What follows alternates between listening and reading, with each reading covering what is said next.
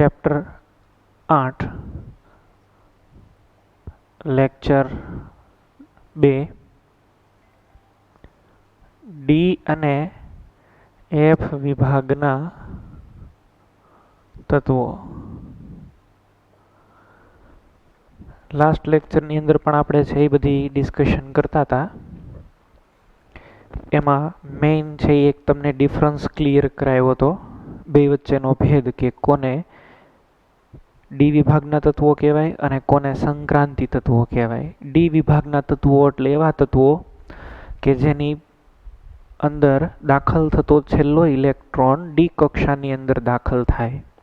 અને ડી કક્ષા એ પાછી કેવી હોય? ઉપાંતિમ છે એ હોય. સામાન્ય ઇલેક્ટ્રોન રચના પણ છે એ જોઈ. n-1 ડી એમાં 1 થી 10 ઇલેક્ટ્રોન આવે અને ns 0 થી 2 એવી વાત કરી. આ બાજુ ટ્રાન્ઝિશન એલિમેન્ટ સંક્રાંતિ તત્વોની વાત કરીએ તો એ ડીડી સંક્રાંતિના સંદર્ભે વ્યાખ્યા આપવામાં આવેલી. એટલે એની અંદર તત્વ કે જેના પરમાણુમાં અથવા તો એના આયનની કોઈ એક સામાન્ય ઓક્સિડેશન અવસ્થામાં ડી કક્ષક અપૂર્ણ ભરાયેલી હોય તો તેને છે એ સંક્રાંતિ તત્વો કહેવાય. ધેટ ઇઝ એટલે કે D1 to 9 આવી કન્ફિગ્યુરેશન છે એ ફરજિયાત હોવી જોઈએ તો એને કહેવાય. ઝિંક છે એ સંક્રાંતિ તત્વ નથી એવી પણ છે એ વાત કરેલી હતી. તો પછી એની અંદર મેં તમને પોઈન્ટ્સ પણ બધા લખાવેલા હતા કે આપણે અમુક મેં તમને ચેપ્ટર ડિવાઈડ કરીને આપેલા હતા. એમાં પહેલાં સામાન્ય વાતની અંદર ઇન્ટ્રોડક્શનની અંદર આવર્ત કોષ્ટકમાં એનું સ્થાન, પછી એની વ્યાખ્યા, એની સામાન્ય ઇલેક્ટ્રોનની રચના અને એનું વર્ગીકરણ. પ્રથમ સંક્રાંતિ શ્રેણી છે કે દ્વિતીય સંક્રાંતિ શ્રેણી છે, તૃતીય સંક્રાંતિ શ્રેણી છે, એ બધી વાત આપણે કરી. એવું પણ તમને કીધું કે બધાની ઇલેક્ટ્રોન રચના તમને આવડતી હોવી જોઈશે. એમાં પેલી 3 સિરીઝ છે એ બહુ ઇમ્પોર્ટન્ટ છે. એટલે અને આપણે 3નું જ કમ્પેરિઝન કરવાના છીએ, 4-4ની એકબીજા સાથે કમ્પેરિઝન નથી કરવાના. તો હવે આપણે છે એ આગળ વાત કરીએ. આજના લેક્ચરની અંદર હવે આપણે સ્ટાર્ટ કરીએ છીએ એના સામાન્ય ગુણધર્મો બધા. સામાન્ય ગુણધર્મોની અંદર પણ એના ભૌતિક ગુણધર્મો, જેમ કે એ ધાતુમય છે એટલે કે એની અંદર બધામાં ધાત્વિક બોન્ડ હોય, મેટાલિક બોન્ડ હોય, ધાત્વિક બંધ હોય. ધાતુ હોય તો એના સામાન્ય ગુણધર્મ કેવા છે? વાહકતા હોય, ઉચ્ચ ખેંચાણ ક્ષમતા છે એ હોય, તન્યતા એવું પણ કહી શકાય, ટીપાવપણું, તણાવપણું એટલે તન્યતાનો ગુણધર્મ ટીપાવપણું, બરાબર. મેલિએબિલિટી, ટીપી શકો, ટીપીને તમે પતરા બનાવી શકો, ખેંચીને તાર બનાવી શકો. ઉષ્મા વિદ્યુતના છે એ સુવાહક છે એ હોય. આ બધી વાત છે એ એના ભૌતિક ગુણધર્મ છે એની અંદર આવે છે. મર્ક્યુરી છે એ એક એક્સેપ્શન વાળો કેસ છે. એ લિક્વિડ છે સામાન્ય તાપમાને અને દબાણે. મર્ક્યુરી છે એમાં મેટાલિક બોન્ડ્સ બધા બહુ વીક હોય. એ જ રીતે ઝીંક છે, કેડમિયમ ને મર્ક્યુરી, એ બધાની વોલેટાઇલિટી બહુ ઓછી હોય. તરત છે એ બની જાય વોલેટાઇલ, બાષ્પ સ્વરૂપમાં રૂપાંતરિત થઈ જાય, બરાબર. એટલે એની બાષ્પ તરત આપણને મળી શકે. શું કામ એવું થાય એ આપણે મેટાલિક બોન્ડ એનો સ્ટડી કરશું એટલે આખી વસ્તુ ક્લિયર થઈ જશે. તો બેઝિકલી અહીંયા આગળ છે એ સ્લાઇડ નંબર 1 છે એની અંદર તમે જુઓ સંક્રાંતિ તત્વો ડી વિભાગના સામાન્ય ગુણધર્મો. એમાં 8.3.1 ફિઝિકલ પ્રોપર્ટીઝ. લગભગ બધા સંક્રાંતિ તત્વો વિશિષ્ટ ધાત્વીય ગુણધર્મો છે એ ધરાવે છે. ઉચ્ચ ખેંચાણ ક્ષમતા, તણાવપણું, ટીપાવપણું, ઉચ્ચ ઉષ્મી અને વિદ્યુતીય વાહકતા. ઝીંક, કેડમિયમ, મર્ક્યુરી, એમએન જેવા અપવાદો સિવાય સામાન્ય તાપમાને 1 અથવા વધારે વિશિષ્ટ ધાત્વીય બંધારણો છે એ ધરાવે છે. હવે ધાત્વી બંધારણની છે એ આપણે પહેલાં વાત કરવી હોય તો એની ધાત્વિક ગુણધર્મની વાત કરીએ, મેટાલિક કેરેક્ટરની. પહેલો પોઈન્ટ આ છે, મેં તમને એમાં લખાયું હતું ધાત્વિક લક્ષણ, એટલે પહેલી આની વાત કરી લઈએ. હવે બધા ગુણધર્મો શરૂ થઈ ગયા છે. પેલું છે ધાત્વીય ગુણધર્મ. તો ધાત્વીય ગુણધર્મની અંદર મેં તમને કીધું ઉષ્મા અને વિદ્યુતના સુવાહક હોય. હવે એની અંદર પણ વિદ્યુતના સુવાહક હોય ને તો એમાં પણ સૌથી સારામાં સારો વિદ્યુતના વાહકતા, વિદ્યુતીય વાહકતાનો પણ ક્રમ તમને કહી દઉં. વિદ્યુતીય વાહકતા એ સૌથી સારામાં સારી સિલ્વરની હોય. આની પછી કોપર છે એ આવે, પછી એયુ આવે અને લાસ્ટમાં છે એ એલ્યુમિનિયમ. એલ્યુમિનિયમ જો કે પી વિભાગનું છે પણ બહુ હલકું ને સારું, એ સારું કંડક્ટર છે એ હોય. આમ તો તમારે ઓલા રેઝિસ્ટન્સ માટે બધા ઓલા બીબી રોય, ગોટુ આફ્રિકા ને એવું બધું કાંઈક આવે છે, કલર કોડિંગ ને એવું, એ બેઝ ઉપર તમને થોડી ઘણી કાંઈક ખબર પડતી હોય. એમાં એજી છે ને બહુ સારામાં સારો કંડક્ટર છે, એ સારામાં સારું વિદ્યુતનું વહન કરી શકે એવું તમે માનો ને. આ ઓર્ડરની અંદર છે એ આવે. તો આ વાત છે મેં તમને કીધું. બીજું કે ધાત્વિક બંધ, ધાત્વીય ગુણધર્મ એટલે છે એ ધાત્વિક બંધ બનેલા હોય અને ધાતુ છે એની એક ચોક્કસ સ્ફટિક રચના હોય ઘન અવસ્થામાં તત્વની. તો સ્ફટિક રચના હોય ને એ સ્ફટિકનો આખો અભ્યાસ તમારે સોલિડ સ્ટેટ નામના ચેપ્ટરમાં આવશે. ઘન અવસ્થા પેલું ચેપ્ટર છે, એમાં સ્ફટિકના બંધારણને જુદા જુદા નામ આપેલા છે, જેમ કે HCP hexagonal cubic close pack arrangement, ષટકોણીય સંવૃત રચના એવું બોલાય. BCC body centred cubic close pack arrangement, that means કે શરીર કેન્દ્રિત ઘન એવું એને બોલાય. FCC ફેસ સેન્ટર્ડ એટલે કે ફલક કેન્દ્રિત ઘન. આવા ઘણા બધા જુદા જુદા એના પ્રકારને એવું હોય છે. એટલે અહીંયા આગળ એક ટેબલ છે એ આપેલું છે, તમે છે એ જે ટેબલ આપેલું છે એ જુઓ. અહીંયા જુઓ, સ્કેન્ડિયમ, ટિટાનિયમ, વેનેડિયમ, ક્રોમિયમ આખી સિરીઝ, એની નીચે લખેલું છે HCP, પછી BCC લખેલું છે. HCP એટલે મેં તમને કીધું hexagonal cubic close packed arrangement ને BCC ને BCC CCP ને એવું બધું અહીંયા આગળ લખેલું છે. એટલે આ જે અહીંયા આગળ જે કાંઈ તમને HCP ને BCC ને બધું દેખાય ને એ બધા એક પ્રકારના સ્ફટિક બંધારણ છે. તો બધી ધાતુઓ છે એ આ પ્રકારની સ્ફટિક બંધારણ છે એ ધરાવી શકે. હવે આ શું છે HCP ખરેખર, BCC શું ખરેખર છે, એનો આઈડિયા તમને ક્યારે આવશે? જ્યારે તમે ચેપ્ટર છે એ જોશો. તો નીચે જો અહીંયા આગળ એવું પણ લખેલું છે, અંતઃ કેન્દ્રિત સમઘનીય બોડી સેન્ટર્ડ ક્યુબ, HCP ષટકોણીય સંવૃત સંકુલિત, હેક્ઝાગોનલ ક્લોઝ પેક, પછી CCP સમઘનીય સંવૃત, બરાબર, X એક ધાતુનું વિશિષ્ટ બંધારણ. તો એ બધા પોઈન્ટ્સ છે એ અહીંયા આગળ લખેલા છે. એમાં તમે જુઓ તો ઝીંકમાં છે એ અહીંયા આગળ આ છે, એમાં ઝીંકમાં X કરેલું છે, મર્ક્યુરીમાં X કરેલું. મર્ક્યુરી તો છે એ X એટલે વિશિષ્ટ બંધારણ. મર્ક્યુરી પોતે કેવું છે? લિક્વિડ. લિક્વિડ હોય એટલે એનું ચોક્કસ સ્ફટિક બંધારણ છે એ જાણી શકાતું નથી. એનું સ્ફટિક બંધારણ છે એ આપણને અનનોન છે એ મળતું હોય છે. બીજો એક સાથે સાથે તમને એ પણ પોઈન્ટ તમને કહેવાનો છે કે આ બધી જે ટ્રાન્ઝિશન એલિમેન્ટ્સ છે એમાં એના ધાત્વિક ગુણધર્મ છે એની તમે જો સરખામણી કરો ને તો S વિભાગ સૌથી ધાત્વિક, પછી D વિભાગ આવે ને પછી લાસ્ટમાં P આવે. એટલે ધાતુ ગુણધર્મ કોની વચ્ચેનો હોય? S ને P ની વચ્ચેનો હોય ધાતુ ગુણધર્મ. સાથે સાથે મજાની વાત એ પણ છે, આમાં ધાત્વિક ગુણધર્મની અંદર એટલે ધાત્વિક બંધ તો બનતો જ હોય, હારે હારે છે એ એમાં સહસંયોજક બંધ પણ બનતો હોય. એટલે એક પોઈન્ટ એ પણ છે એ હું નોટ કરું છું, ધાત્વિક બંધની સાથે સાથે સહસંયોજક ગુણધર્મ પણ હોય. ધાત્વિક બંધની સાથે સહસંયોજક બંધ પણ બનતો હોય.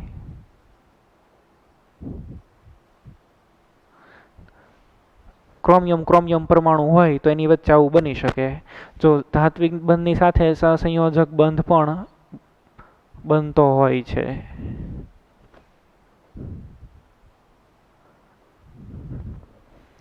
શું કામ? તો કે સપોઝ કે તમે ક્રોમિયમના પરમાણુ છે એ વિચારો. ધાત્વિક બંધ એટલે તમને ખબર છે ને, ધન વિદ્યુત ભારિત પરમાણુ કર્નલ અને સ્થાનાંતરિત ઇલેક્ટ્રોન એની વચ્ચે જે લાગતું આકર્ષણ બળ હોય એને ધાત્વિક બંધ કહેવાય. સહસંયોજક બંધ એટલે હું? ઇલેક્ટ્રોનની ભાગીદારીથી બનતા બંધ. તો અહીંયા ક્રોમિયમની ઇલેક્ટ્રોન રચના લખવી હોય તો છે એ શું લખાય? 3d5 4s1. હવે આની D5 ની અંદર D કક્ષક છે એ માની લો કે કંઈક આ રીતે હશે. આની અંદર D5 એટલે ઇલેક્ટ્રોન છે, અહીંયા આગળ આ એક ક્રોમિયમ છે, અહીંયા આગળ બીજો ક્રોમિયમ છે, તો આની ડી કક્ષક છે એ શું કરીએ કે આની સાથે છે એ ઓવરલેપિંગ કરી શકે. ઓવરલેપિંગ થાય તો કયો બંધ બને? સહસંયોજક બંધ બને. તો આની અંદર સહસંયોજક બંધ પણ બને, બેય બંધ બને. એટલે આના મેલ્ટિંગ પોઈન્ટ ને એ બધા જે છે એમાં થોડો ઘણો ઘટાડો આવે. એસ વિભાગના સૌથી વધારે મેલ્ટિંગ પોઈન્ટ હોય, એનીથી ઓછા કોના હોય? આ બધાના છે એ આવતા છે.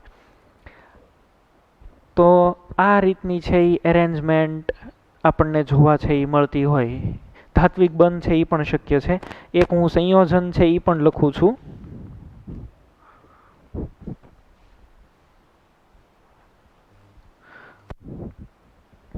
જેમ કે Re2Cl8-2 આમાં રૂથેનિયમ અને રૂથેનિયમ, અથવા તો આમે રેનિયમ છે એ અહીંયા લખેલું છે, રૂથેનિયમ વાળું જે છે, બરાબર.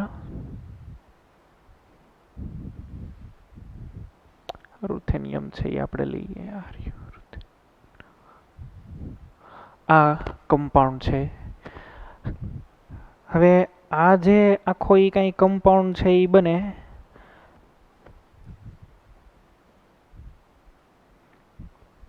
પ્રોબેબલી છે એ રૂથેનિયમ જ છે. હા, યાદ આવી ગયું. ઓકે, આ જ છે. હા, આ એક્સ્ટ્રા થોડીક તમને માહિતી આપું છું. આમાં રેનિયમ અને રેનિયમ વચ્ચે 4 બંધ બનેલા હોય. એમાં આ જે ચોથો બંધ બને ને, એક બંધ છે એ સિગ્મા બંધ હોય, 2 છે એ તમને બાકીના છે એ પાઈ બંધ મળે, ને પછીનો જે મળે ને એ ડેલ્ટા બંધ મળે. ડેલ્ટા બંધ એટલે શું? રેનિયમ અને રેનિયમ વચ્ચેનો એક વધારાનો બંધ.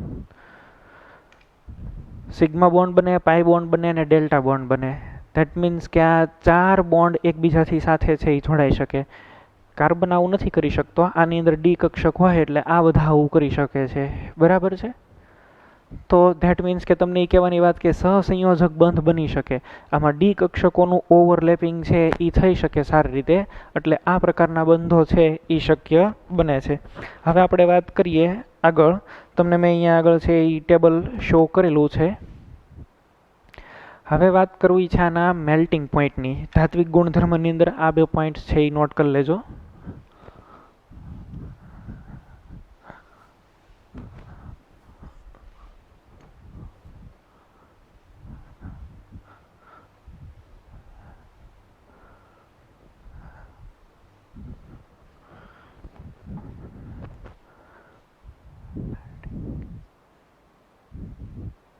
ગલનબિંદુ.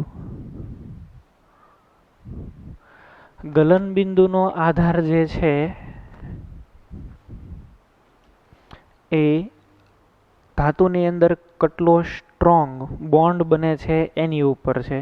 જેટલો મેટાલિક બોન્ડ સ્ટ્રોંગ બને એટલા એના ગલનબિંદુ, ઉત્કલન બિંદુ છે એ ઊંચા જઈ શકે છે. એટલે મેટાલિક બોન્ડ બનવાનું જે છે એ આધાર જે પણ કાંઈ જોવા મળે છે ને તમને, એનો આધાર એની અંદર બોન્ડ કેટલો સ્ટ્રોંગ બને છે. અને એ તમને છે એ મેટાલિક બોન્ડ કેટલો સ્ટ્રોંગ બને છે એ તમને એન્થાલ્પી ઓફ એટોમાઇઝેશન ઉપરથી નહીં તમને ખબર પડી શકે. એન્થાલ્પી ઓફ એટોમાઇઝેશન એને તમે જોઈને છે એ તમે કહી શકો. પરમાણ્વીયકરણ એન્થાલ્પી છે એ કહેવાય. પરમાણ્વીયકરણ એન્થાલ્પીની વેલ્યુ છે એની ઉપરથી ખબર પડે. તો હું અહીંયા પહેલાં એક તો તમને છે એ સજેસ્ટ કરું કે પરમાણ્વીયકરણ એન્થાલ્પી.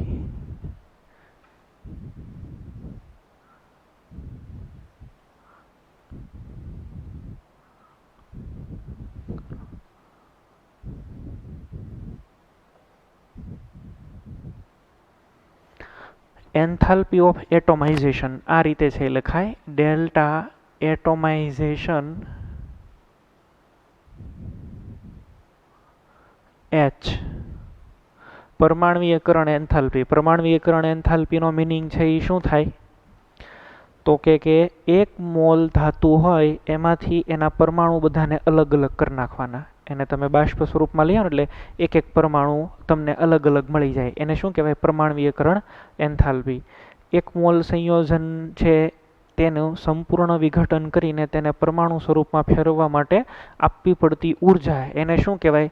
એટોમાઇઝેશન એન્થાલ્પી. સપોઝ કે કોપર હોય તો કોપરનો સ્ફટિક હોય, એમાંથી એક કોપરના પરમાણુને બધાને અલગ પાડી દો, સ્ફટિકમાંથી ક્રિસ્ટલ તોડી નાખો અલ્ટિમેટલી, તો જે એનર્જી તમારે આપવી પડે એને છે એન્થાલ્પી ઓફ એટોમાઇઝેશન કહેવાય. અને 3Dની અંદર જો તમે વાત કરતા હોય તો 3D શ્રેણીમાં વેનેડિયમની હાઈએસ્ટ એન્થાલ્પી ઓફ એટોમાઇઝેશન છે વેનેડિયમની. ધેટ મીન્સ કે આની અંદર છે એ મેટાલિક બોન્ડ બહુ સ્ટ્રોંગ હોય. આની વાત છે. જેટલો મેટાલિક બોન્ડ છે એ સ્ટ્રોંગ થતો જાય એટલી છે એના મેલ્ટિંગ પોઈન્ટ, બોઇલિંગ પોઈન્ટ છે એ ઉપર થતા જાય. અચ્છા, હવે મેં તમને એવી પણ વાત કરી, આની અંદર મેટાલિક બોન્ડની સાથે સાથે છે એ સહસંયોજક ગુણધર્મો છે એ પણ આવતા જાય છે. હવે સહસંયોજક ગુણધર્મ આવતા જાય ને એટલે સહસંયોજક ધાત્વિક બંધ તો બને જ, હારે હારે સહસંયોજક બંધ બને. એ સહસંયોજક બંધ ધાત્વિક બંધની પ્રબળતાની અંદર વધારો કરી દે. એટલા માટે થઈ અને જેટલા આની અંદર અયુગ્મિત ઇલેક્ટ્રોન આવેલા હોય એટલા છે એ બંધ પ્રબળ થાય. એટલે લોજિક આનું છે, એક તો છે એ એનું સ્ટ્રક્ચર છે, CCP હોય, BCC જે કાંઈ હોય તે. બીજું આનું જે છે એ આધાર રાખે ગલન બિંદુનો, કોની ઉપર? એક તો પરિબળ મેં તમને કીધું, પરમાણ્વીયકરણ એન્થાલ્પી હારે તમે સરખાવી શકો. તો પરમાણ્વીયકરણ એન્થાલ્પીનો છે ને અહીંયા આગળ ગ્રાફ છે એ તમને મળે. જો એન્થાલ્પી ઓફ એટોમાઇઝેશન અહીંયા તમને છે એ ગ્રાફ આપેલો છે. આકૃતિ નંબર છે એ 8.2 સંક્રાંતિ તત્વની પરમાણ્વીયકરણ એન્થાલ્પીમાંના એના વલણો. આમાં તમે વેલ્યુ જુઓ તો વેનેડિયમની છે એ મેક્સિમમ છે એ હોય, બરાબર. તો એ આપણને એવું સજેસ્ટ કરે કે વેનેડિયમની અંદર સ્ટ્રોંગ બોન્ડ હોય. બીજું પરિબળ જે છે એ પરિબળ ગલન બિંદુને અસર કરતું હોય એવું સેકન્ડ જે છે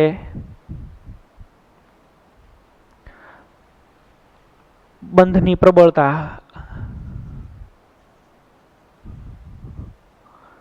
ધાત્વિક બંધની પ્રબળતા. ને ધાત્વિક બંધની પ્રબળતા છે એ કોની ઉપર આધાર રાખે? અયુગ્મિત ઇલેક્ટ્રોનની સંખ્યા.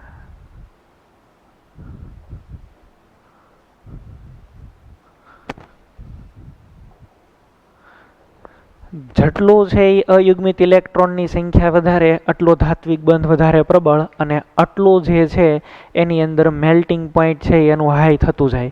તો તમે ઇલેક્ટ્રોનની રચના છે એ લખતા હોય, સપોઝ કેન્ડિયમ છે, પછી ટિટેનિયમ છે, પછી વેનેડિયમ છે, ક્રોમિયમ છે, Mn છે, Fe આયન છે, બરાબર, પછી કોબાલ્ટ છે. આ રીતે તમે છે એ લખતા હોય. આની ઇલેક્ટ્રોન્સના શું થાય? 4s2 3d1. તો આની અંદર અયુગ્મિત ઇલેક્ટ્રોનની આ 3D શ્રેણી છે. અયુગ્મિત ઇલેક્ટ્રોનની સંખ્યા કેટલી આવી? 1. 4s2 3d2, 4s2 3d3. આની અંદર તો છે એ અપવાદ છે. આની અંદર અયુગ્મિત ઇલેક્ટ્રોનની સંખ્યા કેટલી થાય? 6. 3d5 4s1 એટલે 6 અયુગ્મિત ઇલેક્ટ્રોન થયા. આ Mn 4s2 3d5 5 ઇલેક્ટ્રોન અયુગ્મિત થયા. આ 3d6 એટલે 4 અયુગ્મિત ઇલેક્ટ્રોન હોય. આની અંદર છે એ 3 હોય. પછી નિકલની અંદર જાઓ તો 2 હોય. ઝિંકની અંદર, કોપરની અંદર છે એ તમે જાઓ તો કોપરમાં એક જ અયુગ્મિત ઇલેક્ટ્રોન હોય. અને ઝેડનની અંદર જાઓ તો એમાં તો કાંઈ ન હોય, બધા છે એ આ રીતે પેરની અંદર હોય. તો જેમ જેમ છે એ અયુગ્મિત ઇલેક્ટ્રોન આવતા જાય એમ મેટાલિક બોન્ડ છે એને કોવેલેન્ટ બોન્ડ સ્ટ્રોંગ કરતો જાય. અને કોવેલેન્ટ બોન્ડ એટલો બધો ઇનફલી સ્ટ્રોંગ થઈ જાય કે એનું મેલ્ટિંગ પોઈન્ટ છે એ બહુ ઊંચું વહી જાય. આ પરમાણ્વીયકરણ એન્થાલ્પી તો અસર કરે જ, પણ હારે હારે બીજું કયું પ્રબળ બંધની પ્રબળતાને કોણ અસર કરે છે? મેલ્ટિંગ પોઈન્ટને, બંધની પ્રબળતા. અને એ બંધની પ્રબળતા કોની ઉપર આધાર રાખે? અયુગ્મિત ઇલેક્ટ્રોનની સંખ્યા. જેટલા અયુગ્મિત ઇલેક્ટ્રોન હોય એટલું છે એ વધારે થાય. તો આ બે ડેટાનો ઉપયોગ કરી આ એવું કહે છે કે વેનેડિયમ હાઈએસ્ટ. અને અહીંયા તમે જુઓ બંધની પ્રબળતા છે એ કોને હાઈએસ્ટ બતાવે છે? ક્રોમિયમને. હવે આ બેની તમે પરમાણ્વીયકરણ એન્થાલ્પી વેનેડિયમની ક્રોમિયમની જુઓ ને તો નજીક નજીક જ છે, પણ આ એને થોડોક વધી જાય છે. તો અલ્ટિમેટલી આની કરતાં ક્રોમિયમની અંદર છે એ પરમાણ્વીયકરણ એન્થાલ્પી વધારે છે અને અયુગ્મિત ઇલેક્ટ્રોનની સંખ્યા વધારે છે. જો સીધા અહીંયા 3ના ડબલ થઈ ગયા 6. ધેટ મીન્સ કે સૌથી 3Dની અંદર સૌથી વધારે મેલ્ટિંગ પોઈન્ટ હોય તો એ કોનું હશે? ક્રોમિયમનું હશે. જો અહીંયા મેલ્ટિંગ પોઈન્ટનો છે એ ગ્રાફ બનાવું ને તો આવો ગ્રાફ મળે મને. પરમાણુ ક્રમાંક Z versus MP melting point versus પરમાણુ ક્રમાંક Z. સ્કેન્ડિયમ છે એને આપણે ધ્યાનમાં નથી લેતા, ટિટાનિયમથી શરૂ કરવું તો ધીસ ઇઝ ટિટાનિયમ. ટિટાનિયમમાંથી છે એ વેનેડિયમમાં જાઓ, વેનેડિયમમાંથી ક્રોમિયમમાં જાઓ. ટિટાનિયમ, વેનેડિયમ, ક્રોમિયમ. હા, હવે અહીંયા આગળ છે એ વાત તમે જુઓ. એમએનમાં કેટલા ઇલેક્ટ્રોન છે? 5 ઇલેક્ટ્રોન આની અંદર અયુગ્મિત છે. અને 4s કક્ષક જે છે એની અંદર 2 ઇલેક્ટ્રોન છે. Mn 3d5 and 4s2 આવું આની અંદર છે એ જોવા મળે. s કક્ષક સંપૂર્ણ ભરાયેલી હોય ને ત્યારે આ D5 ની ઉપર 5 ડી કક્ષક ઉપર એક પ્રકારની Z ઇફેક્ટિવ લાગે, અસરકારક કેન્દ્રીય વીજભાર, એને સારી રીતે બહુ ખેંચી લે. આ શું થાય? જો આની અંદર તો શું હતું? 4s1 એટલે એસ કક્ષક અડધી જ ભરાયેલી હતી. એસ કક્ષક છે એ ભરાયેલી હતી એટલે એની અંદર એવું કંઈ નથી જોવા મળતું. એટલે આની અંદર છે ને એસ કક્ષકના ઇલેક્ટ્રોન હોય ને એ આ ડી કક્ષકના ઇલેક્ટ્રોનને કોઈ બોન્ડિંગની અંદર પાર્ટિસિપેટ નથી થવા દેતા, એને ઘેરી વળે છે. આનો આકાર શેપ કેવો હોય? ગોલીય હોય, ગોળાકાર. અને આનો છે એ કેવો હોય? ડબલ ડમ્બેલ હોય. તો આ એને આજુબાજુ ફરતે ઘેરી લે એટલે હવે આ એમએનના 5 ઇલેક્ટ્રોન છે એ ધાત્વિક બંધની અંદર પૂરતા પ્રમાણમાં ભાગ લઈ શકતા નથી અને ઝેડ ઇફેક્ટિવ અસરકારક કેન્દ્રીય વીજભારથી ખેંચાઈ જાય એટલે બંધની અંદર એનો કાંઈ પ્રબળતામાં રોલ રહેતો નથી. આમાં એવું નથી થતું. આમાં તો એસ કક્ષકમાં કેટલો ઇલેક્ટ્રોન છે? 1 ઇલેક્ટ્રોન છે 4sમાં. એટલે એમાં 6 ઇલેક્ટ્રોન બંધની અંદર ભાગ લે, ધાત્વિક બંધ અને સહસંયોજક બંધ બંનેની અંદર. જ્યારે આની અંદર છે એ એવો કેસ થતો નથી.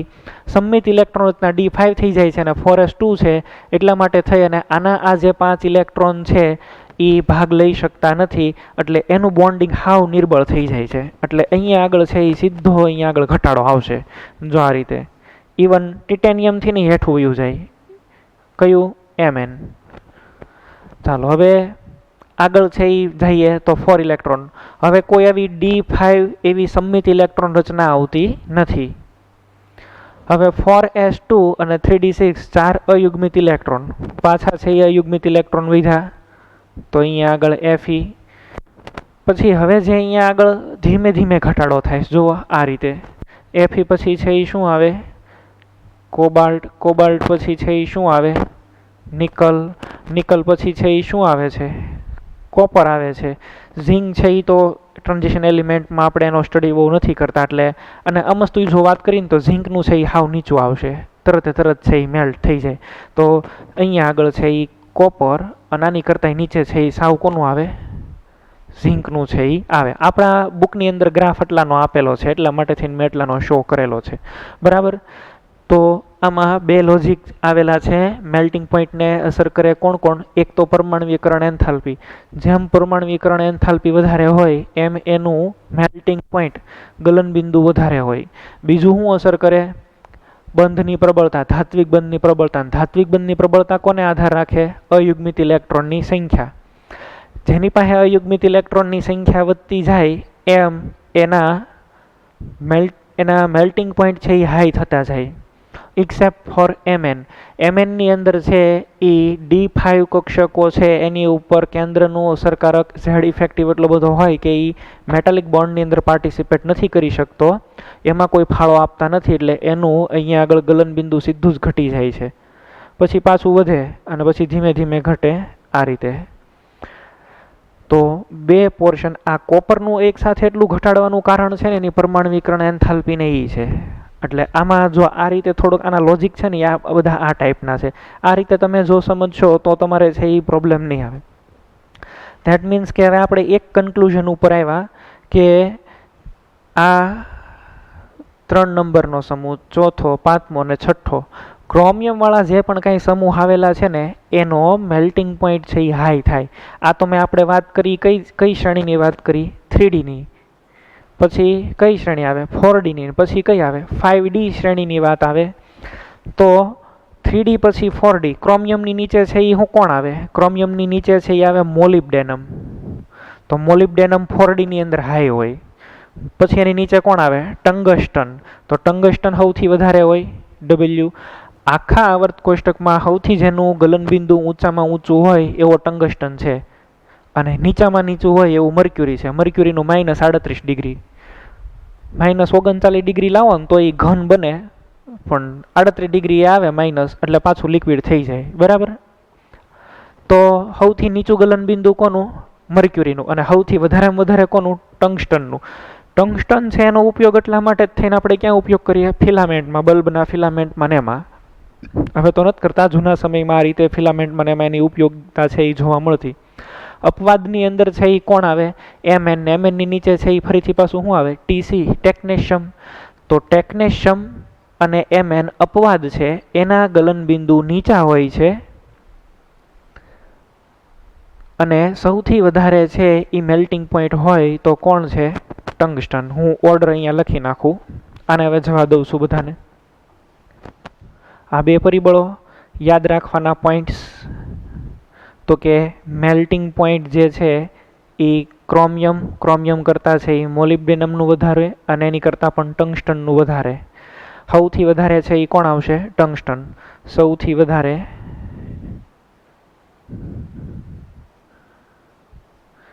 ટંગસ્ટન 74 નંબરનું તત્વ થાય. બરાબર. કેટલું છે? 3700°C. આ પ્રોબેબલી લગભગ 3700 કાં 3400 છે. 3400 હશે. હા, 3400°C. અને સૌથી ઓછું કોનું હોય?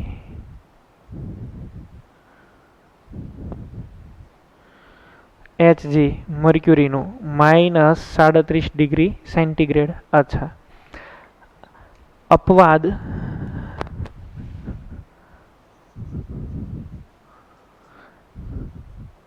Mn અને Tc, ટેકનેશિયમ, આ બે એની અંદર અપવાદ છે. એ અનયુઝ્યુઅલી રીતે છે એની પોઝિશનથી બહુ ડેવિએટ થયેલા જોવા મળે છે. એનું કારણ એ છે કે S કક્ષક બહાર આવેલી હોય એ ડી કક્ષક સંમિત છે, સંમિત ઉપર ઝેડ ઇફેક્ટિવ વધારે લાગી જશે એટલે એને ભાગ લેવા દેતા નથી બોન્ડિંગમાં. એટલા માટે થઈ અને તરત એનું મેલ્ટિંગ પોઈન્ટ છે એ ડાઉન થઈ જાય છે. તો આ પોઈન્ટ છે એ આપણે મેલ્ટિંગ પોઈન્ટ માટે જો અહીંયા આગળ છે એ ગ્રાફ બનાવેલો છે. તમે અહીંયા આગળ છે એ ગ્રાફ જુઓ. આકૃતિ નંબર 8.1. સંક્રાંતિ તત્વોના ગલનબિંદુના વલણો. જો આપણે તો આ 3D શ્રેણીની છે એ વાત કરવાની છે, એ આપણે ઇમ્પોર્ટન્ટ છે. ક્રોમિયમ એની ઉપર મળ્યું, અને આ જો W ટંગસ્ટન, સૌથી વધારે છે એ મેક્સિમમ ટંગસ્ટન છે એ આવે. આમાં સંક્રાંતિ ધાતુઓ અપવાદ કોણ આપ્યા? ઝિંક, કેડમિયમ અને મર્ક્યુરી. એની સહિત અત્યંત કઠણ હોય ને નીચી બાષ્પશીલતા છે એ ધરાવે. આ ઝિંક, કેડમિયમ ને મર્ક્યુરી તરત વોલેટાઇલ થઈ જાય. બરાબર. બાષ્પ એની બની જાય. એના ગલનબિંદુ અને ઉત્કલનબિંદુ ઊંચા હોય છે. આકૃતિ 8.1માં 3D, 4D ને 5D સંક્રાંતિ છે ધાતુ તત્વો એના ગલનબિંદુ બતાવેલા છે. ઊંચા ગલનબિંદુનું કારણ આંતર પરમાણ્વીય ધાત્વીય બંધનમાં NSના ઇલેક્ટ્રોન ઉપરાંત જો શું આવ્યું? N-1 ડી કક્ષકોના વધુ ઇલેક્ટ્રોનની સહભાગિતા છે. તો આ રીતે આવશે.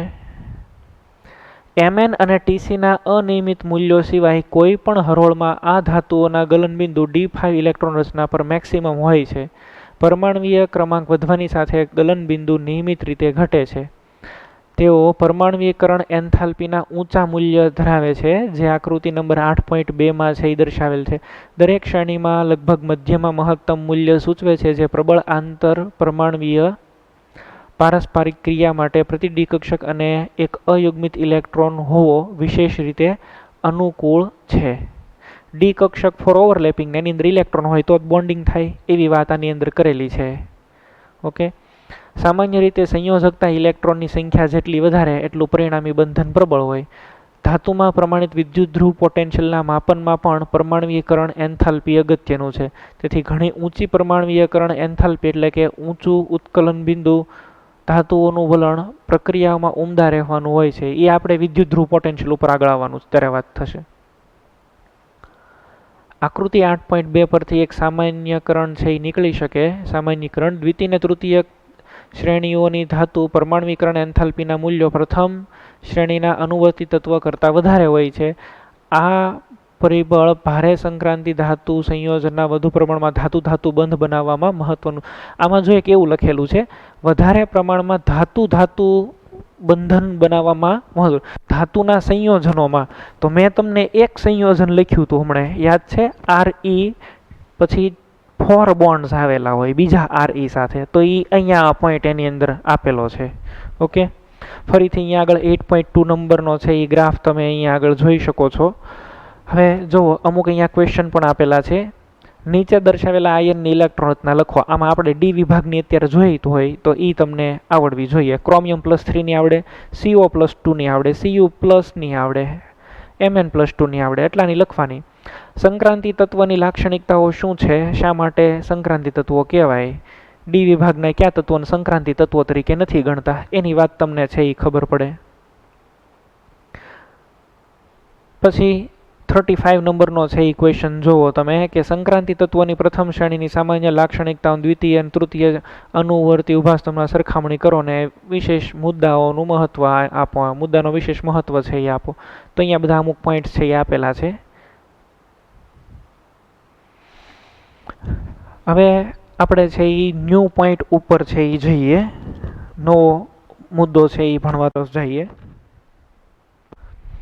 નવો પોઈન્ટ છે એ જો જોઈએ તો સંક્રાંતિ તત્વોના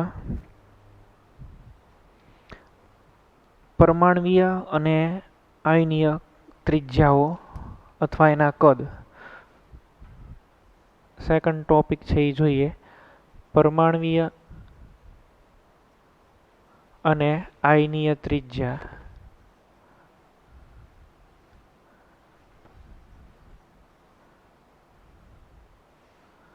અથવા તો એના કદ, વોલ્યુમ એના.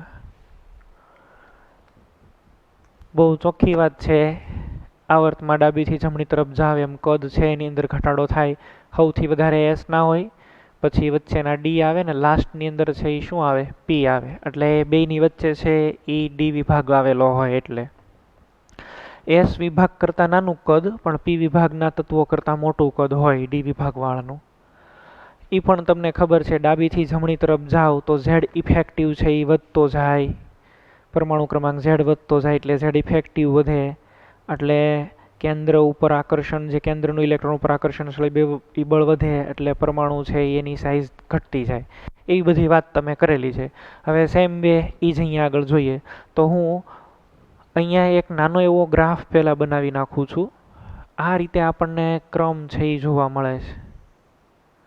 પરમાણુ ક્રમાંક Z લઈએ અને અહીંયા R ત્રિજ્યા શેમાં લઈએ, પાઇકોમીટરમાં, PM. તો 3D શ્રેણી હોય એની માટે આ ગ્રાફ જે છે એ આ રીતે મળવાનો છે. જુઓ,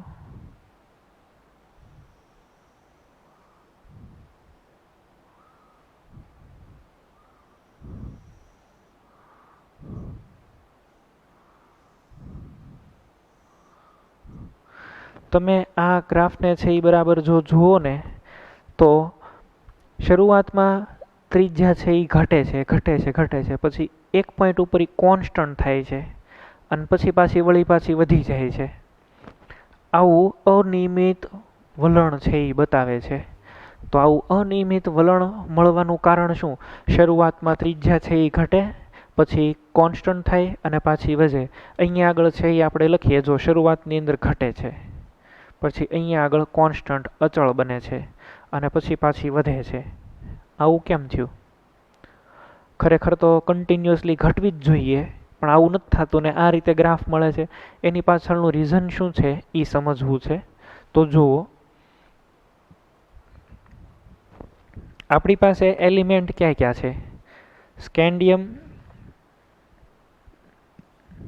ટિટાનિયમ, vanadium, chromium, Mn, Fe, cobalt, nickel, copper અને Zn આમ છે. તો એમાં ગ્રાફ તમે જુઓ ને તો સ્કેન્ડિયમથી Mn સુધી જાઓ તો ત્રિજ્યા છે એ કન્ટિન્યુઅસલી ઘટે છે, બરાબર, રેડિયસ ડિક્રીઝીસ. અહીંયા આગળ છે એ તમે જાઓ તો ત્રિજ્યા જે છે એ અચળ થઈ જાય છે, કોન્સ્ટન્ટ.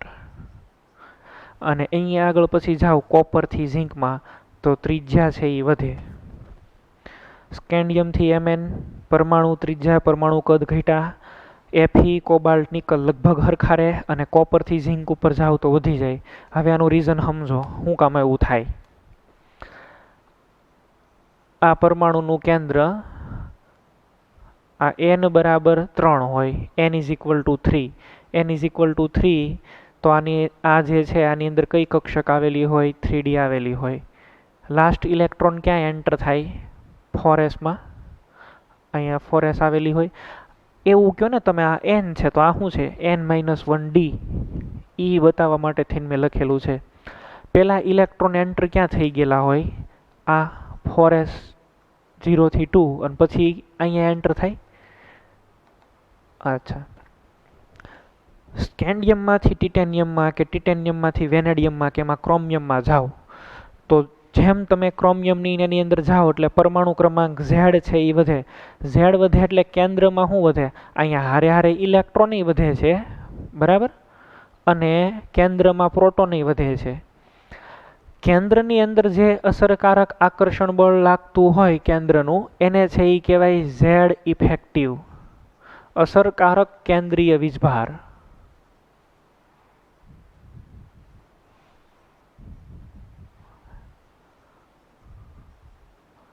અને બીજો એક ઈ પોઈન્ટ પણ તમને ખબર હોય, SE સ્ક્રીનિંગ અસર. સ્ક્રીનિંગ અસર છે એ સ્ક્રીન કરવાનો સૌથી વધારે કોનો કામ હોય, એસનું, પછી પીનું, પછી ડી અને લાસ્ટમાં કોણ આવે, એફ. તો ડી કક્ષકના ઇલેક્ટ્રોન સ્ક્રીન નથી કરી શકતા બહુ. ડી કક્ષકના ઇલેક્ટ્રોન છે એ સ્ક્રીનિંગ નથી કરી શકતા. સ્ક્રીનિંગ શું કામ ન કરીએ કે જેમ કે જો અહીંયા કોઈ ન્યુક્લિયસ છે તો એસ કક્ષક હોય ને તો અહીંયા બધે ઇલેક્ટ્રોન એના ગોઠવી દે, આમ બધી જગ્યાએ આવી જાય. એમ ઇલેક્ટ્રોન તો બે જ હવામાયાની અંદર, પણ અહીંયા આગળ એક આખું શિલ્ડિંગ કરી નાખે, આનું ઢાલ જેવું બનાવી નાખે. ડી કક્ષકમાં એવું ન થાય. અહીંયા ન્યુક્લિયસ હોય તો ડી કક્ષકની એક તો કદ મોટું, બધા ઇલેક્ટ્રોન છે એ બધા આઘા આઘા રહેતા હોય. જો અહીં ઇલેક્ટ્રોન રહેતા હોય અહીંયા. હવે આમાં કેન્દ્ર છે એનું ક્યાં સ્ક્રીનિંગ થયું પૂરેપૂરું, જુઓ, ન થાય. તો સ્ક્રીનિંગ છે એ ડી કક્ષક છે એ શક્ય એટલું ઓછું કરતા હોય છે. તો હવે કેન્દ્ર અહીંયા આગળ વધતું જાય. જો કેન્દ્રમાં શું વધતા જાય છે, સ્કેન્ડિયમમાંથી ટિટેનિયમમાં જાઓ, ટિટેનિયમમાંથી વેનેડિયમ, એમાંથી ક્રોમિયમ ને એમાંથી એમએન, તો કેન્દ્રમાં પ્રોટોન વધતા ગયા.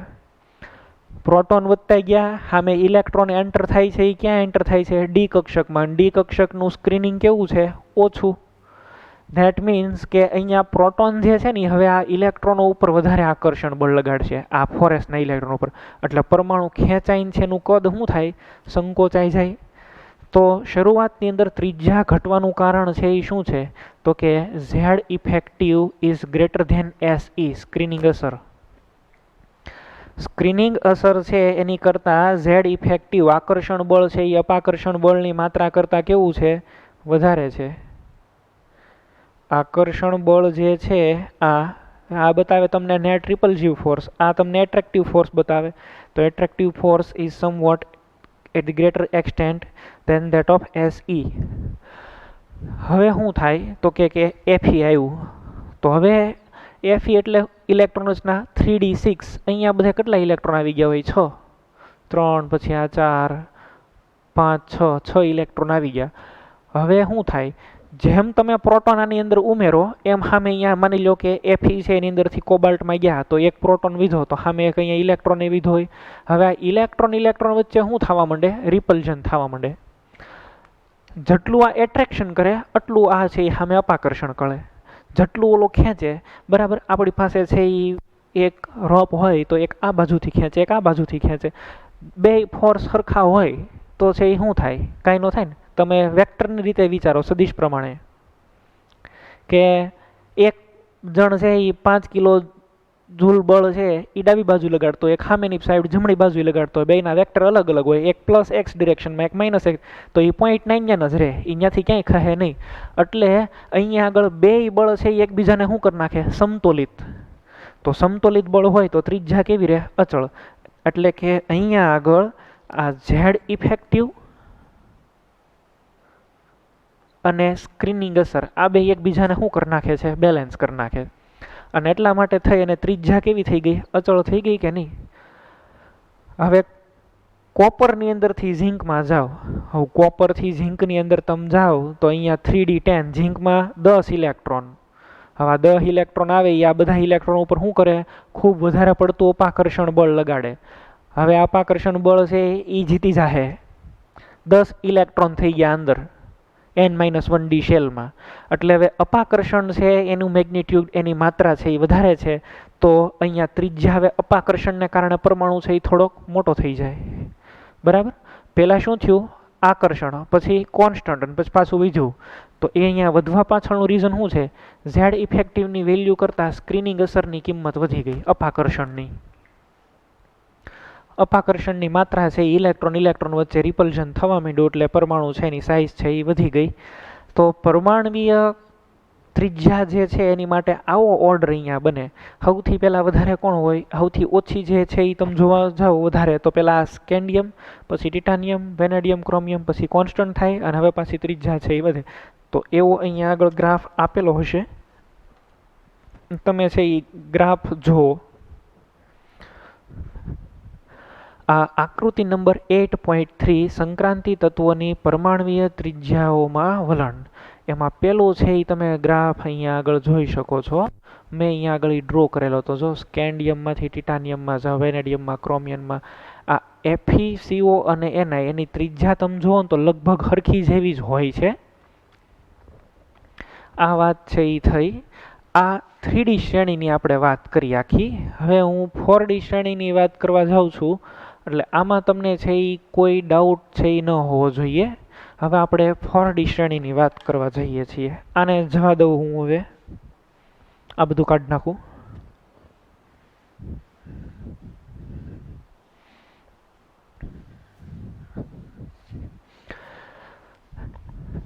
જો એક ફરીથી તમને એક વખત છે એ હું કહું કે આ ચેપ્ટરની અંદર ટેક્સ્ટ બુક છે એ તમે વધારે વાંચજો.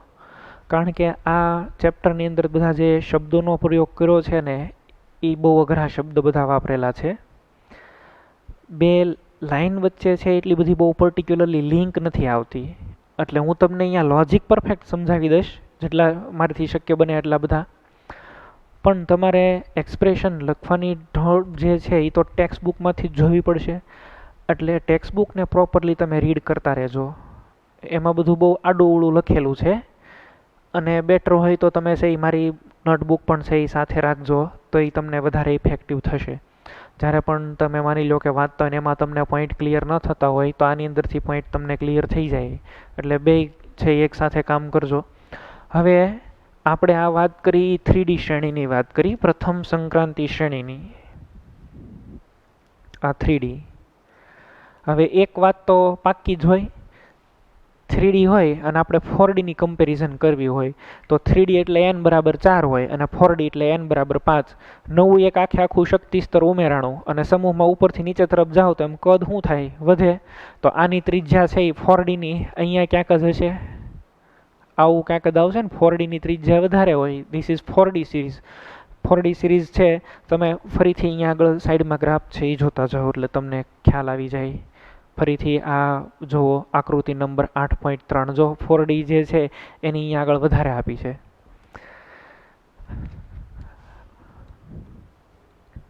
સમૂહ 3, ત્રીજો સમૂહ છે એ કયો છે, સ્કેન્ડિયમ, પછી યટ્રિયમ, પછી લેન્થેનમ.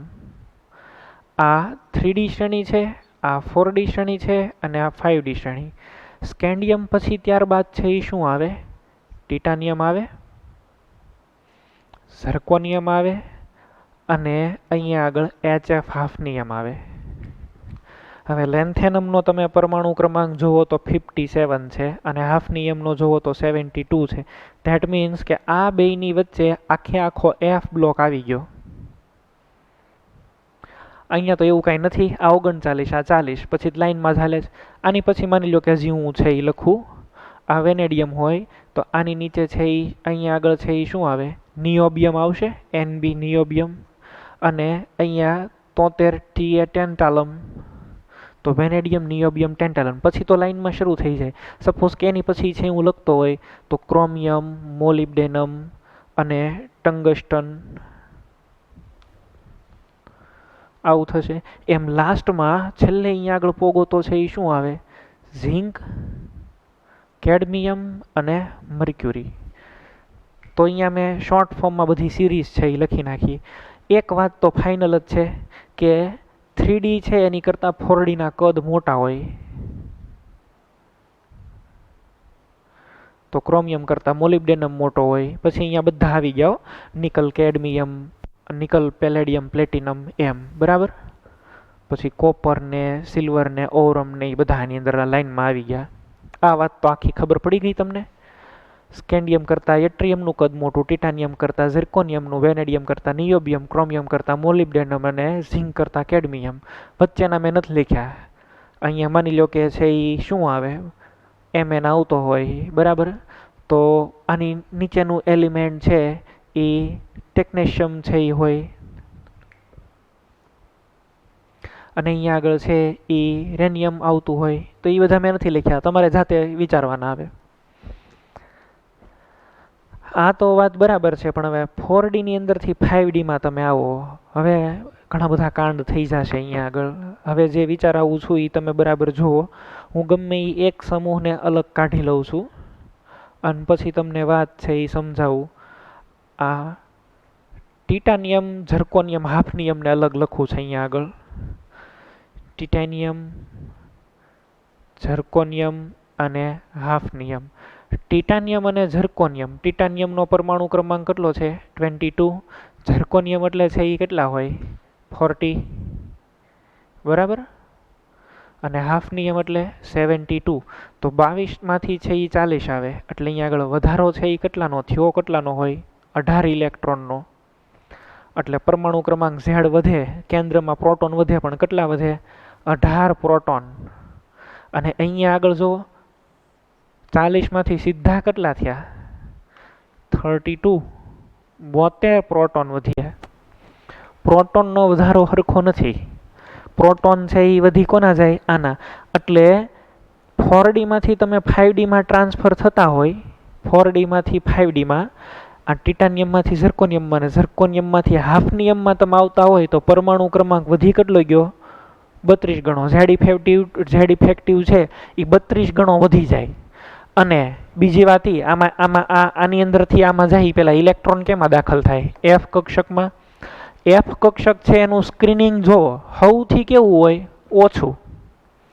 તો સ્ક્રીનિંગ છે એ આ બધા કેસની અંદર જેવું તમે છે એ 40માંથી 42માં જાઓ એટલે Z effective is very very greater than screening effect. કોની જોવાની?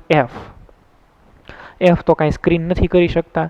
એટલે હવે આટલું બધું બળ લગાડે કે 5D શ્રેણી જે આ 4D સિરીઝ અહીંયા આગળ આમ માની લો કે આ બની હોય ને આમ, તો 5D સિરીઝ અહીંયા આગળ જ આવી જાય, હાવ નજીક આવી જાય. આ 5D 4D ને 5D બે આમ લગભગ હાવ નજીક છે એ હાલે. શું કામ આવું થવાનું રીઝન છે એ શું છે? તો કે સંકોચન થઈ ગયું. સંકોચન. એ સંકોચન કોને કારણે થયું? આ F કક્ષકને કારણે. F કક્ષક સ્ક્રીનિંગ ન કરી શકી એટલા માટે થઈ અને કેન્દ્ર પ્રબળ બની ગયું. કેન્દ્ર પ્રબળ બની ગયું તો ઇલેક્ટ્રોન બધા સંકોચાઈને ક્યાં આવી ગયા? નજીક આવી ગયા. કઈ F કક્ષક છે એ નહોતી કરી શકી. આ 5D વાળી છે એટલે n=6 હોય. n=6 તો કઈ શ્રેણી આવે? લેન્થેનાઇડ આવે. તો અહીંયા આગળ જે કાંઈ કદની અંદર સંકોચન થયું છે એને કહેવાય લેન્થેનોઇડ સંકોચન. લેન્થેનોઇડ અથવા લેન્થેનાઇડ બેય લખે છે. લેન્થેનોઇડ સંકોચન કોને કારણે થયું? This is due to 4f orbital. 4fની ઓર્બિટલ છે એનું બરાબર રીતે સ્ક્રીનિંગ ન કરી શકે. અને બીજું વધારાનું પરિબળ, ઝિર્કોનિયમમાંથી હાફનિયમમાં ગયા તો કેન્દ્રમાં પ્રોટોન કેટલા વધ્યા? 32. 18 વધતા હતા એની જગ્યાએ સીધા ડબલ થઈ ગયા બરાબર. ડબલ જેવા થઈ ગયા, ડબલ તો નહીં પણ બહુ વધી ગયા. એટલા માટે થઈ અને F કક્ષક સ્ક્રીનિંગ નથી કરી શકતા. તો કદ કેવું થશે? સંકોચાશે. તો 4D અને 5D આ બધાના કદ લગભગ સરખા હોય. જો અહીંયા ઝિર્કોનિયમ હાફનિયમના સરખા હોય, નિયોબિયમ ટેન્ટાલમના, મોલિબ્ડેનમના, કેડમિયમ અને મર્ક્યુરીના. આમાં એવું કાંઈ ન થાય હો. જો આ 39 ને 57 છે હજી અહીંયા આગળ, આની અંદર આ કેસ નથી લાગુ પડવાનો, અહીંયા તો આમ જ આવશે સ્કેન્ડિયમ, યટ્રિયમ, લેન્થેનમ. પણ અહીંથી તમે છે એ સમૂહ, આ ત્રીજો સમૂહ છે, ચોથા સમૂહથી માંડી ચોથા સમૂહથી સ્ટાર્ટ કરી દો તો ઠેઠ સુધી આ ઘટના જોવા મળે. આમ કોમનલી છે એ મારે લખવું હોય તો છે એ હું શું લખી શકું બોલો? આમ થશે 3D ના કદ આ ત્રિજ્યા આર 3D કરતાં વધારે કોની હોય? 4D. અને 4D ના ને 5D હોય એના કદ કેવા આવે? હરખા. આ હરખા આવવાનું કારણ, આનું કારણ જે છે એ શું છે? લેન્થેનોઇડ સંકોચન.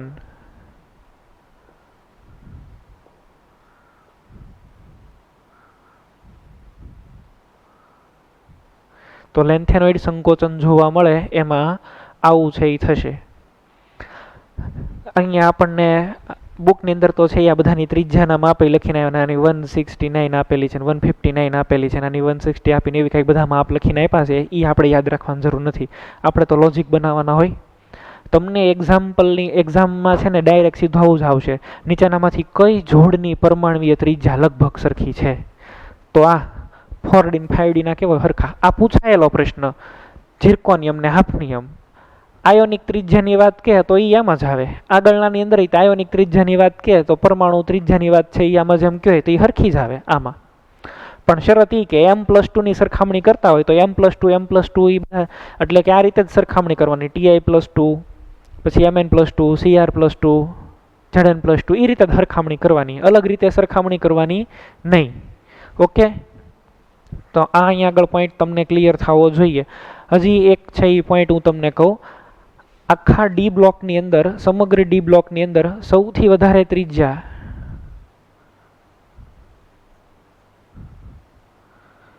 લેન્થેનમ અને સૌથી ઓછી ત્રિજ્યા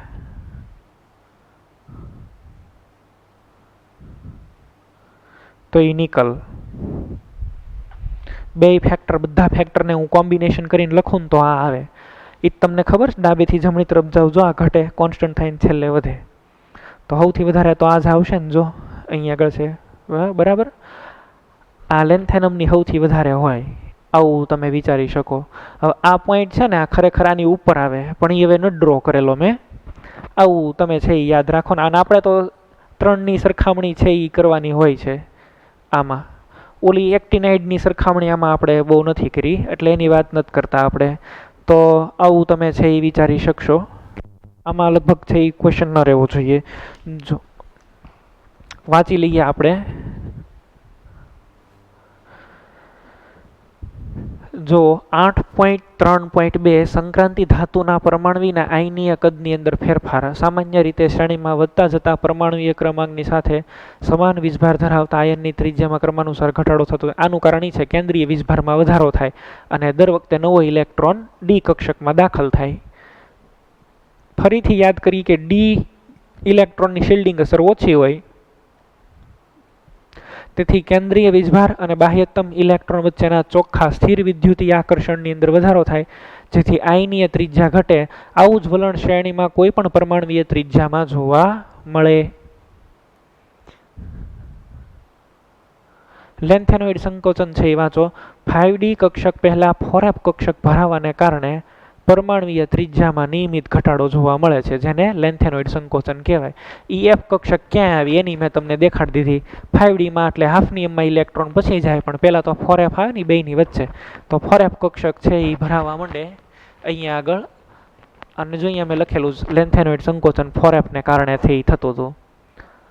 જે પરમાણુય ક્રમાંક વધવાની સાથે પરમાણુય કદમાં થતા અપેક્ષિત વધારવા માટે આવશ્યકથી ક્ષતિપૂર્ણ કરે છે. લેન્થેનોઇડ સંકોચનનું ચોખ્ખું પરિણામ એ છે કે દ્વિતીય અને તૃતીય શ્રેણીના તત્વોની સમાન ત્રિજ્યા. જો ઝિર્કોનિયમ 160 પાઇકોમીટર ને હાફનિયમ કેટલું આપ્યું છે? 159 પાઇકોમીટર. તેઓ ભૌતિક અને રાસાયણિક ગુણધર્મમાં વધારે સામ્યતા ધરાવે છે, જે ફેમિલી રિલેશનશિપના આધારે જોવા મળતી અપેક્ષિત સામ્યતા કરતાં ઘણી બધી વધારે હોય છે. લેન્થેનોઇડ સંકોચન માટે જવાબદાર પરિબળ તે છે જે એક સામાન્ય સંક્રાંતિ શ્રેણીમાં જોવા મળે છે તથા તે સમાન કારણ માટે જવાબદાર છે. એટલે કે કક્ષકોના સમાન જૂથમાં એક ઇલેક્ટ્રોન દ્વારા બીજા અન્ય ઇલેક્ટ્રોન પર અપૂર્ણ શિલ્ડિંગ ઇફેક્ટ. અહીંયા શિલ્ડિંગ ઇફેક્ટ ઓછી લાગે છે. જો અહીંયા મેં ઝેડ ઇફેક્ટિવ વધી ગયો ને શિલ્ડિંગ ઇફેક્ટ ઓછી હોય એમાં એનું કાંઈ કારણ નથી, એની કક્ષકોની સમમિતિનું કારણ છે. એફ કક્ષક છે ને એના પ્રકાર જે છે 7 પ્રકાર. હવે એ અહીંયા મારે કાંઈ તમને ડ્રો કરીને એવું બતાવવું નથી કારણ કે એ ટાઈમ કન્ઝ્યુમિંગ મેથડ છે. ખરેખર છે એ એવો ટાઈમ મળે તો ક્યારેક નેટની અંદર એફ ઓર્બિટલના શેપ છે એ જોવા, તો તમને વધારે કદાચ આઈડિયા આવે. જો કે એક અન્ય ઇલેક્ટ્રોન દ્વારા એક 4f કક્ષકના ઇલેક્ટ્રોનનું અન્ય શિલ્ડિંગ ઇલેક્ટ્રોન દ્વારા તે જ ડીના શિલ્ડિંગ કરતાં ઓછું હોય. હવે અહીંયા જે કાંઈ આખી વાત લખીને મેં અહીંયા શિલ્ડિંગ ઇફેક્ટમાં લખી છે એસ ગ્રેટર ધેન પી ગ્રેટર ધેન ડી ને ગ્રેટર ધેન એફ, એ વાત મેં લખી દીધી છે અહીંયા. તાત્વિક ત્રિજ્યામાં ઘટાડાની સાથે પરમાણુ દળમાં થતા વધારાના પરિણામે આ તત્વની સામાન્ય ઘનતાની અંદર પણ વધારો થાય.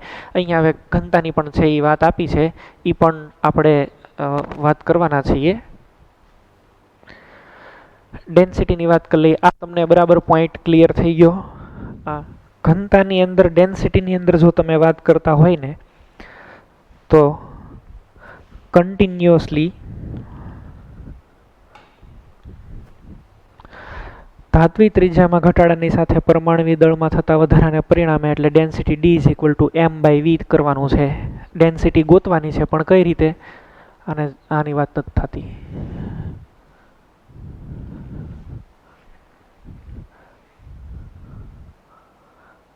Density D is equal to m/v. બધાનું કદ તો ખબર પડી ગઈ.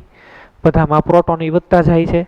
તો અલ્ટિમેટલી આનું કહી દઉં હું, તમે સ્કેન્ડિયમથી છેક તમે નિકલ સુધી જાઓ ને ત્યાં સુધી ઘનતા જે છે ને એની અંદર શું થતું જશે, વધારો થતો જાય.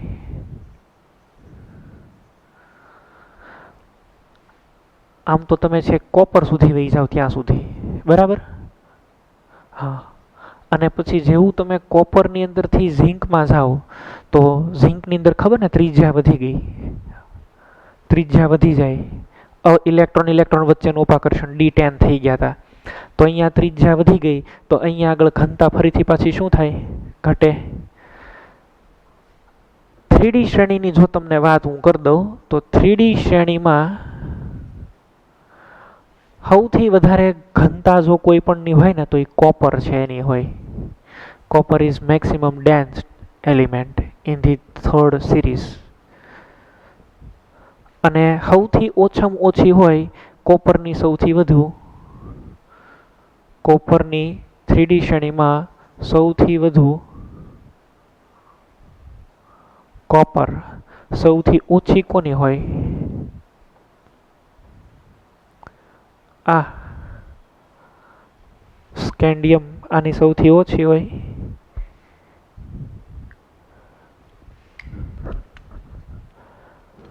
બીજો એક આખો પોઈન્ટની વાત કરું, આખા ડી વિભાગની, તો સમગ્ર ડી વિભાગમાં આખા આમ તો વાત કરીએ તો આખા આવર્ત કોષ્ટકમાં સૌથી વધારે ત્રિજ્યા, સૌથી વધુ ઘનતા ડેન્સિટી IR ઇરિડિયમની હોય 62.61 ગ્રામ પર સેમી ક્યુબ. અને પછી આવે ઓસ્મિયમ. ઓસ્મિયમની છે એ 22.57 ગ્રામ પર સેમી ક્યુબ. અને સૌથી ઓછી છે એ સ્કેન્ડિયમની જ છે.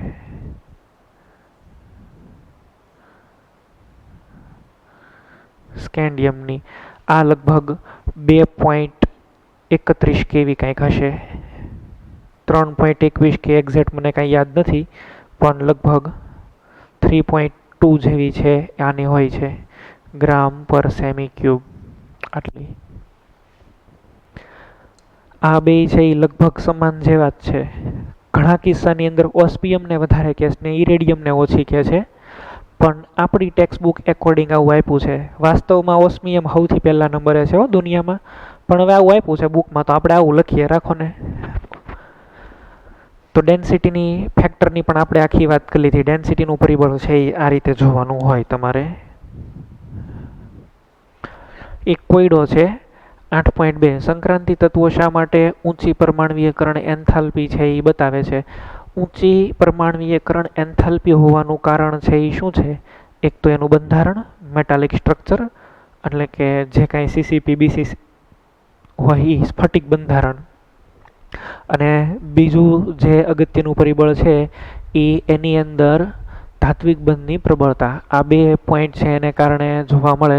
જો તેમનામાં પરમાણુમાં વધુ સંખ્યામાં અયુગ્મિત ઇલેક્ટ્રોન હોવાના કારણે પ્રબળ આંતરપરમાણવીય પારસ્પરિક ક્રિયા કરે છે, તેથી પરમાણુઓ વચ્ચેના પ્રબળ બંધનના પરિણામે પરમાણ્વીયકરણ એન્થાલ્પીની વેલ્યુ ઊંચી હોય.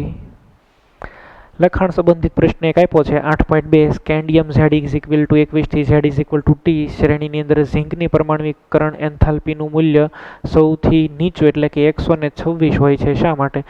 ઝિંકની અંદર D10 થઈ ગયા, 10 ઇલેક્ટ્રોન થઈ ગયા, તે તો કોઈને હારે ઓવરલેપ કરવા નથી જવાનો. ઓવરલેપિંગ ન થાય, ધાત્વિક બંધ પ્રબળ ન હોય. ધાત્વિક બંધ પ્રબળ ન હોય તો વધારે વોલેટાઇલ હોય, એટલે કે તરત બોન્ડ છે ને પરમાણ્વીકરણ એન્થાલ્પીનું મૂલ્ય ઓછું હોય. જો ઝિંકના કિસ્સામાં ધાત્વિક બંધના નિર્માણમાં ડી કક્ષકોના ઇલેક્ટ્રોન સહભાગી થતા નથી. બીજી બધી ધાતુની અંદર આવું થાય એટલા માટે થઈ. જો હવે અમુક અહીંયા આગળ છે એ ક્વેશ્ચન્સ આપી દીધેલા છે તો એ આપણે જોઈએ. લેન્થેનોઇડ સંકોચનનું કારણ છે એ શું છે? એ એફ કક્ષકોની નહિવત સ્ક્રીનિંગ અસરને કારણે, કેન્દ્રીય વીજભારના વધારાને લીધે, કેન્દ્રીય વીજભારના ઘટાડાને કારણે, સ્ક્રીનિંગ અસરના ઘટાડાને લીધે. વીજભારની અંદર વધારો તો સામાન્ય વાત છે, એ તો બધાની અંદર થવાનો જ છે, પ્રોટોન વધતા જાય એમ. પણ સામે મોસ્ટ ઇફેક્ટિવ ફેક્ટર હોય ને તો આ એફ કક્ષકની નહિવત અસરને કારણે. લેન્થેનોઇડ સંકોચારણને કારણે કયા પૈકી તત્વોની પરમાણ્વીય ત્રિજ્યા લગભગ સરખી થઈ જાય? પેલું આવી જશે, જુઓ તો ઝિર્કોનિયમ અને હાફનિયમ એક જ સમૂહના તત્વો છે, તો આન્સરની અંદર એમાં 12મું આવશે. 18મું જુઓ, નીચેનામાંથી કયા આયન ડીડી સંક્રાંતિ દર્શાવે છે અને અનુચુંબકીય છે? ડીડી સંક્રાંતિ બતાવવા માટે ડી કક્ષકોની અંદર ઇલેક્ટ્રોન હોવા જોઈએ. તો CrO4-2 માં ક્રોમિયમ +6 હોય, એક ઇલેક્ટ્રોન ડી કક્ષકમાં હાજર નથી. Cr2O7-2 તો એનો ડાયમર થાય, એમાં પણ કાંઈ હાજર બાજર નથી. આ MnO4-1 એમાં Mn+7 એમાંય કાંઈ હાજર નથી. MnO4-2 એમાં ડીમાં એક ઇલેક્ટ્રોન હોય, એની D1 એનો રંગ હોય લીલો હોય. આમાં ડીડી ટ્રાન્ઝિશન પોસિબલ છે અને સ્વાભાવિક કેવો થાય? અનુચુંબકીય થઈ જશે. તો આ જે કાંઈ પોઈન્ટ્સ વાત કરી એ ક્વેશ્ચન આ પરમાણ્વીય ત્રિજ્યા એને રિલેટેડ છે, એ બધા પોઈન્ટની છે એ તમને વાત કરી. તો આ જે લેક્ચર છે એની અંદર મેં તમને પોસિબલ એટલા બધા જ છે એ જેટલામાં લોજિક આવતા હતા એ બધા જ લોજિકની છે એ મેં તમને વાત કરી. લોજિક જો તમને બરાબર ક્લિયર થઈ ગયા હોય તો તમને આમાંથી આન્સર આપવા સરળ પડે. 2 કે 3 ગુણધર્મની આપણે વાત કરી, એની અંદર એક તો ધાત્વિક ગુણધર્મની મેં તમને વાત કરાવી દીધી. પછી આપણે વાત કરી મેલ્ટિંગ પોઈન્ટની, તો મેલ્ટિંગ પોઈન્ટની અંદર પણ તમને મેં એવું પોઈન્ટ કીધો કે સહસંયોજક બંધ આની અંદર બની શકે, કારણ કે આની અંદર અયુગ્મિત ઇલેક્ટ્રોન છે ને આ બધા અયુગ્મિત ઇલેક્ટ્રોન ડી કક્ષકો એકબીજા હારે ઓવરલેપિંગ કરી શકે, અને due to this type of overlapping તે make strength of that metallic bond. તો એ મેટાલિક બોન્ડને છે એ સ્ટ્રેન્થની અંદર પણ વધારો કરે. તે સ્ટ્રેન્થિંગ ધ બોન્ડની પ્રબળતાની અંદર વધારો કરે. બંધના પ્રબળતાની અંદર વધારો થાય એટલે મેલ્ટિંગ પોઈન્ટ હાઈ થાય, એક્સેપ્ટ Mn અને TC. Mn અને TCની અંદર 5 આવેલા છે ઇલેક્ટ્રોન, પણ એ બોન્ડિંગમાં પાર્ટિસિપેટ કરી શકતા નથી. એસ કક્ષક એને બોન્ડિંગમાં પાર્ટિસિપેશન નહીં કરવા દે. પછી આપણે આખી વાત કરી પરમાણ્વીય ત્રિજ્યાની, આપણે એની અંદર જોયું પરમાણ્વીય ત્રિજ્યાની અંદર છે 2 પરિબળો ખૂબ અગત્યના છે. એક તો અસરકારક પરમાણ્વીય ક્રમાંક Z ઇફેક્ટિવ, અને બીજો જે છે એ છે સ્ક્રીનિંગ અસર. સ્ક્રીનિંગ અસરનો ક્રમ અને Z ઇફેક્ટિવ. આવર્ત કોષ્ટક બરાબર રીતે શીખ્યા હશો તો એ આવડશે, તો એમાં તમને આઈડિયા હોય કે શું કામ આવું થાય. એટલે એના લોજિક તમારે ક્લિયર, આની પહેલાં લેક્ચરમાં પણ મેં તમને કીધું હતું કે આવર્ત કોષ્ટકના પોઈન્ટ બરાબર ક્લિયર કરીને બેસશો તો વધારે આઈડિયાની અંદર આવી જશે. તો એની પછી આપણે ડેન્સિટીની અંદર વાત કરી. એક ઇમ્પોર્ટન્ટ પોઈન્ટ જોયો લેન્થેનોઇડ સંકોચન. લેન્થેનોઇડ સંકોચન છે એ શું કામ થાય, એફ કક્ષક છે એના નિર્બળ સ્ક્રીનિંગને લીધે થઈને આવું પ્રકારનું સંકોચન છે એ જોવા મળે. નેક્સ્ટ લેક્ચરની અંદર આપણે આયનીકરણ એન્થાલ્પીની વાત કરવી છે. આયનીકરણ એન્થાલ્પી બાદ આપણે ઓક્સિડેશન વેરિયસ ઓક્સિડેશન સ્ટેટ, જુદી જુદી ઓક્સિડેશન અવસ્થાની વાત કરવી છે અને એને પછી ઇલેક્ટ્રોડ પોટેન્શિયલની વાત કરવી છે. ઇલેક્ટ્રોડ પોટેન્શિયલની એની છે એ વાત આપણે કરશું એટલે લગભગ મોટા ભાગનો પોર્શન આની અંદરથી આવી જશે. પછી તો બધા પોઈન્ટ્સ છે એ બહુ ઇઝી છે. પછી તમને જે પણ કાંઈ ગૂંચવાડાવાળું કન્ફ્યુઝનવાળું બધું જે છે ને એ આટલાની અંદર જ છે. પછી તો લગભગ એકદમ ફ્લોરિશ વસ્તુ આવશે. ઓકે, તો શક્ય હોય તો હોમવર્ક છે એ ટેક્સ્ટ બુકની અંદરથી છે એ પેલા 3 લેક્ચર માટે થઈ અને 2 વખત કરજો. ઓકે, તો અહીં સુધી આપણે રાખીએ. Okay, thank you.